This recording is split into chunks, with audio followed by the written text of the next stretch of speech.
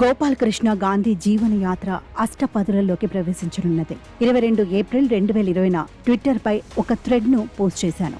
మన మధ్య నడియాడుతున్న ఒక విశిష్ట భారతీయుని 75వ జన్మదినోత్సవ సందర్భం ఇది.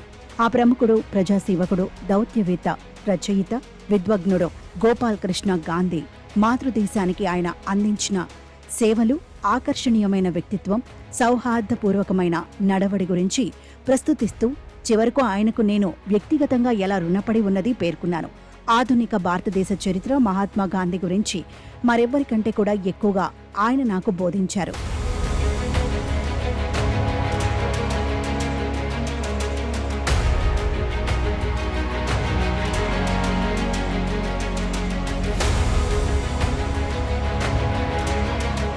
ఐదు సంవత్సరాలు గడిచిపోయాయి. మరి 3 రోజుల్లో గోపాల్ 80వ వసంతంలోకి వెళ్లనున్నారు. ఇప్పుడు ఆయన తన సొంత జీవన ప్రస్థానంతో సమాంతరంగా సాగిన మన సమున్నత ప్రజాస్వామిక గణతంత్ర రాజ్య పురోగతి, తిరోగతిపై ఒక జ్ఞానదాయక గ్రంథాన్ని కానుకగా అందించడం ద్వారా ఎంతో మంది భారతీయులను రుణగ్రస్తుణ్ణి చేసుకున్నారు. తన విస్తృత అధ్యయనం, భారత గురించిన ప్రగాఢమైన అవగాహనతో, చారిత్రక ఘటనల వృత్తాంతాలతో మేళవించిన వ్యక్తిగత జ్ఞాపకాల విలక్షణ చరిత్ర అది. ఆయన వచనం అద్భుతమైనది. మన ఆలోచనశీలతను సునిశ్చితం చేసేది. రచయిత స్ఫూర్తిదాయక జీవిత గమనాన్ని, మన రిపబ్లిక్ సమున్నత సంక్షోభభరిత ప్రస్థానాన్ని మునుపెన్నడూ చూడని చాలా అరుదైన ఛాయాచిత్రాలతో సహా అక్షీకరించిన గ్రంథమది. హిందీ, ఇంగ్లీష్, బెంగాలీ, తమిళ చలనచిత్రాల గురించిన ప్రేమపూర్వకమైన ప్రస్తావనలు ఎన్నో ఉన్నాయి. సాహిత్యం, వైదుష్యం, ప్రజాసేవతో పాటు సినిమాలు సైతం ఆయన జీవితాన్ని ప్రభావదాయకంగా తీర్చిదిద్దాయన్నది స్పష్టం.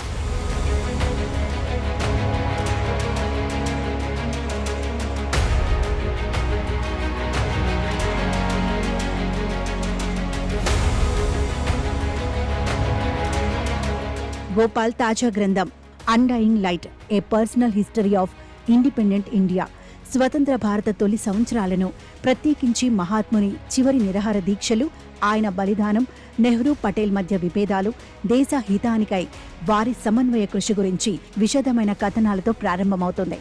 ఆ తర్వాత కాలక్రమానుసారంగా ప్రతి సంవత్సరం గురించి క్లుప్త, ఉల్లాసకరమైన కథనాలతో కొనసాగి చివరి దశాబ్దంన్నర కాలం గురించి ఒక ఏకీకృత అధ్యాయంలో ముగుస్తుంది. స్వాతంత్ర్య ఆగమనం, దేశ విభజన తరుణంలో జన్మించిన గోపాలకృష్ణ గాంధీ మన రిపబ్లిక్తో పాటు ఎదుగుతూ వచ్చారు. దేశభక్తి ప్రపూరితులైన తల్లిదండ్రులు దేవదాస్, లక్ష్మి ఆయన మేధో పరిణామాన్ని ప్రభావితం చేశారు. తన తోబుట్టువులు తారా, రాజ్మోహన్, రామచంద్ర గురించి కూడా గోపాల్ అవ్యాజ ప్రేమాధారాలతో రాశారు. ఇంకా వివాదాస్పద ప్రధానమంత్రులు, లోక విఖ్యాతులు కాని ఉపాధ్యాయులు, సంఘ సేవకులు, ఎంతో మంది ఆసక్తిదాయక ప్రభావశీల వ్యక్తుల గురించిన విశేషాలు కూడా మనకు గోపాల్ గ్రంథం ద్వారా తెలుస్తాయి. గోపాల్ తన మాతామహుడు చక్రవర్తుల రాజగోపాలాచారి గురించి సహజంగానే ప్రముఖ ప్రాధాన్యంలో రాశారు. స్వతంత్ర భారతదేశంలో అత్యున్నత పదవిని అధిష్ఠించిన రాజాజీ తన రాజకీయ జీవితోన్నతికి బాటలు వేసిన భారత జాతీయ కాంగ్రెస్ను విడనాడి స్వతంత్ర పార్టీ అనే ప్రతిపక్షాన్ని వ్యవస్థాపించారు. తన జీవితంపై ఏకైక అతిపెద్ద ప్రభావం తన మాతామహుడేనని గోపాల్ వివరించారు. గోపాల్ పదే పదే ప్రస్తావించిన రెండో వ్యక్తి సాటిలేని సంగీత విదుషీమణి ఎంఎస్ సుబ్బలక్ష్మి.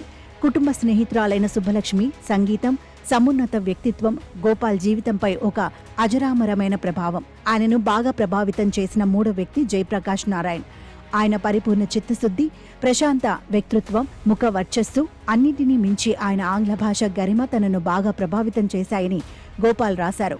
భారత్ చైనా సంఘర్షణ కాలంలో తన అభిమాని ఆహ్వానంపై జయప్రకాష్ ఢిల్లీలోని సెయింట్ స్టీఫెన్ కళాశాలలో ఒక ఉపన్యాసం వెలువరించారు.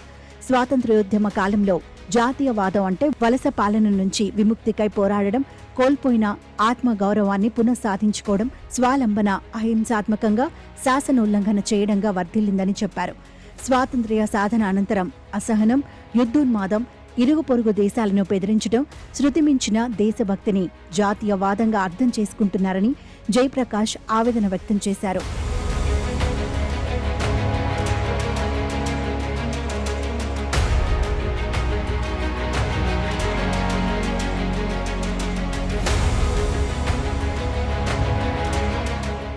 గోపాల్ మనోప్రపంచం నుంచి జాలువారిన ఈ జ్ఞాపకము 1960లో ప్రభుత్వ వ్యవహారాల్లో ఆంగ్ల భాష వాడకాన్ని పూర్తిగా త్యజించేందుకు జరిగిన ప్రయత్నాలపై కథనమో రెండూ నేరుగా వర్తమానంతో సంభాషించేవే.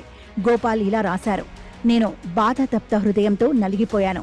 హిందీని అభిమానిస్తాను, అయితే దాని సామ్రాజ్యవాద డాంబికాన్ని ద్వేషిస్తాను. భాష విషయమై రాజాజీ భావాలతో ప్రభావితుణ్ణి అయిన నేను అధికార భాషగా ఇంగ్లీష్కు స్వస్తి చెప్పాలన్న ప్రతిపాదనను ఎటువంటి మినహాయింపు లేకుండా తీవ్రంగా వ్యతిరేకించాను. Gopal Krishna Gandhi undying light, a personal history of independent India స్వతంత్ర భారతదేశ ప్రస్థానాన్ని వివరించింది. ఈ విశిష్ట కథనం జాతి గమనాన్ని ప్రభావితం చేసిన ప్రధాన సంఘటనలు, వివాదాలను వ్యాఖ్యాన సహితంగా వర్ణించింది. ఈ నేపథ్యంలో కర్ణాటక సంగీత కచేరీలో గాత్ర విద్వాంసుడికి వాద్య సహకారం అందించే వాయులీన వాద్యకారుడు సృజించే నాదలయల గోపాల్ స్వీయ జీవనయానం మనకు అవగతమవుతుంది. ఐఏఎస్ అధికారి గోపాల్ ఉద్యోగ జీవితం గ్రామీణ తంజావూరు ప్రాంతంలో ప్రారంభమైంది. ఆ తొలినాళ్లలో ఆయన ఒక సిరియన్ క్రైస్తవుడు, ఒక తమిళ జైనుడు, ఒక ముస్లింతో కలిసి ఉద్యోగ బాధ్యతలు నిర్వహించారు. ఆ ఉద్యోగ జీవితం ఉచ్చదశలో రాష్ట్రపతి కార్యదర్శిగా, పశ్చిమ బెంగాల్ గవర్నర్గా పనిచేశారు. ఆ తర్వాత 3 ఖండాలలో 4 దేశాలలో 5 వేరువేరు దౌత్య బాధ్యతల్లో భారత్కు ప్రాతినిధ్యం వహించారు. ఈ ఉన్నత విధుల నిర్వహణ గురించి గొప్ప ఖచ్చితత్వం, స్పష్టతతో గోపాల్ రాశారు. దక్షిణాఫ్రికా, శ్రీలంక రాజకీయాలపై ఆయన ఆలోచనాత్మకమైన వృత్తాంతాలు ఎంతో విలువైనవి.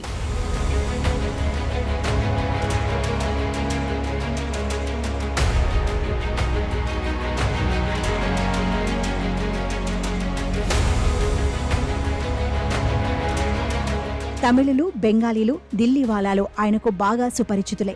అయినప్పటికీ ఈ సువిశాల భారతదేశంలోని సకల సామాజిక, సాంస్కృతిక వైవిధ్యాల గురించి గోపాల్కు మంచి అవగాహన ఉంది. ఈశాన్య భారత సమస్యాత్మక సరిహద్దు ప్రాంతాలు, కశ్మీర్కు గోపాల్ తన కథనంలో సముచిత ప్రాధాన్యమిచ్చారు. ఆయన అన్డయింగ్ లైట్ పలు ఆసక్తికరమైన ఉదంతాలను వెల్లడించింది. హైదరాబాద్ సంస్థానం భారత్లో విలీనమైన తర్వాత రాజాజీ, ఆయన కుమార్తె నామగిరి హైదరాబాద్ను సందర్శించారు. ఆ సందర్శంగా గవర్నర్ జనరల్ కుమార్తెకు నిజాం నవాబ్ వజ్రాలు పొదిగిన ఒక నెక్లెస్ను బహుమానంగా ఇచ్చారు. అయితే రాజాజీ ఆ ఆభరణాన్ని తీసుకునేందుకు అంగీకరించలేదు. వితంతువు అయిన తన కుమార్తెకు అటువంటి విలువైన ఆభరణాన్ని ఇవ్వటం సముచితం కాదని రాజాజీ అభిప్రాయపడ్డారు. ఆ తర్వాత నామగిరి తన తండ్రి వైఖరిని ఆక్షేపించారు. వజ్రాల నెక్లెస్ను తిరిగి ఇచ్చివేస్తూ, మేము గాంధీ గారి శిష్యులం, అంత ఖరీదైన వస్తువులు మాకు అవసరం లేదు అని చెప్పి ఉండవలసిందే. గాంధీ, రాజాజీల మనుమడుగా గోపాల్కు తమ కుటుంబ విశిష్ట నేపథ్యం గురించి, ఆ గొప్పదనం తన జీవితోన్నతికి ఎలా దోహదం చేసిందో, అప్పుడప్పుడు ఎలా ఆటంకమైందో గోపాల్కు బాగా తెలుసు. న్యూఢిల్లీలోని తమ స్వగృహానికి నిత్యం ఎంతో మంది అసాధారణ వ్యక్తులు వస్తూ పోతుండడాన్ని బాల్యం నుంచి సన్నిహితంగా పరిశీలించిన గోపాల్ ఇలా రాశారు: హరిజన సేవ విషయమై మా కుటుంబానికి ఉజ్వలమైన యశస్సు ఉంది. అయితే మా కుటుంబ సన్నిహిత స్నేహితులలో దళిత వ్యక్తి ఎవరూ లేరు. అవును, ఒక దళితుడు కూడా లేరు. మాకు ముస్లిం, క్రిస్టియన్, సిక్కు స్నేహితులు ఉన్నారు. అమెరికాలో ఆఫ్రికన్ అమెరికన్లు ఎంతో మంది మాకు స్నేహితులే. యూదు మతస్థులు ఎంతో మంది మాకు స్నేహితులే. అయితే ఒక్క భారతీయ దళితుడు కూడా లేడు.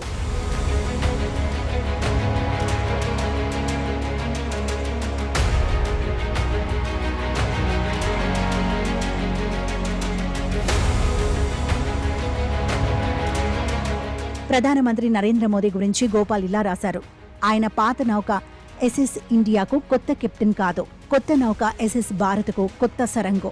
పాత నౌకకు ప్రజాస్వామిక గణతంత్రవాదం, లౌకికవాదం అనే ఇంజిన్లు ఉండగా, కొత్త నౌక మెజారిటేరియన్, జాతీయవాదం, హిందుత్వ అనే ఇంజిన్లతో నడుస్తోంది. డిసెంబర్ 1992లో బాబ్రీ మసీదు కూల్చివేతకు సంబంధించిన కథనంలో గోపాల్ తన డైరీ నుంచి 2 వ్యాఖ్యలు ఉటంకించారు.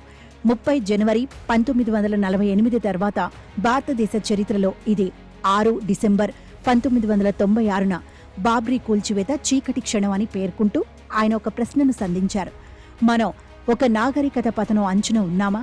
అన్డయింగ్ లైట్ ముగింపు అధ్యాయంలో వర్తమాన భారతదేశం ఎదుర్కొంటున్న కొన్ని ప్రధాన సమస్యల గురించి గోపాల్ ప్రస్తావించారు.